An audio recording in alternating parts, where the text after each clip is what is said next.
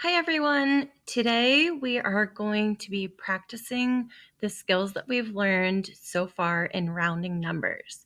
So today we are going to be rounding numbers to the tens place and to the hundreds place. First, we are going to review how to round with place value, and we are going to round 362 to the nearest 10. I am going to use our link to base 10 blocks that you can find on our daily lesson plan. So this is the base 10 block page, and my number was 362 that I need to round. So I'm going to pull out 3 100s, 1, 2, 300, and then 6 tens, which would be 60. So 10, 20, 30, oops, it only went twice, 20, 30, 40, 50, 60. And then I think it was 362. So now I'm going to pull out 2 ones, 1, 2. Now, if I accidentally did 3, because that's what I thought it was originally, I can go down here after I select the 1.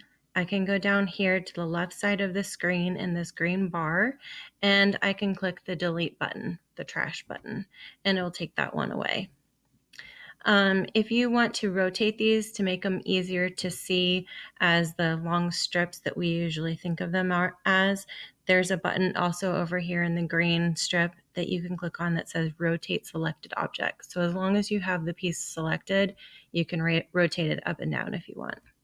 I'm going to leave mine side to side. So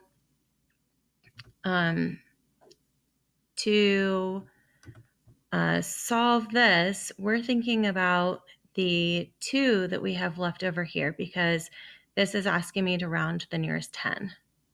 So going back to my picture here, I have 2, and I know that 2 is on the lesser side of 5.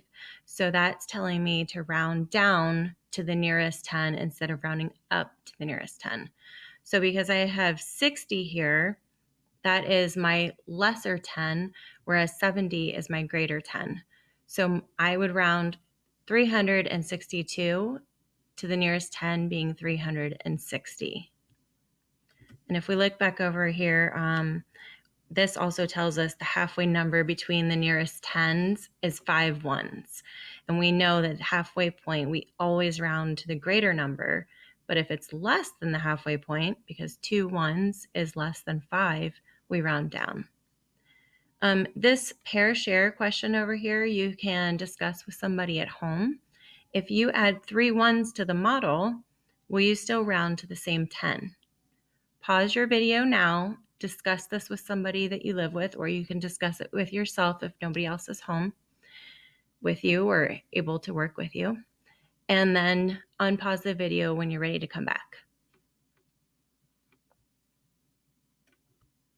Okay, so you can see that I've added 3 ones over here, like the pair share problem told us to do.